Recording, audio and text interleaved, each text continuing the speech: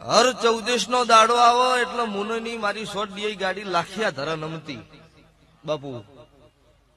અને આ બાપજીનો અમારો જૂનો સંબંધ છે.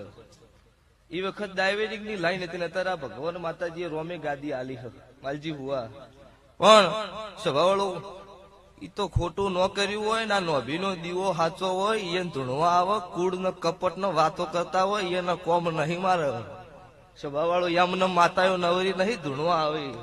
હા ઈ તો ડોહાની પેઢીની પુનઈ હોય કોકના હારા વિચાર કર્યા હોય કોકના પાડવાના ધંધા ના કર્યા હોય એની માતા શું. અત્યારે કળજુગ જમાનો છે. અત્યારે આ આટલું મોટું કરવું છે કોઈ છોકરા ના ખેલ છે.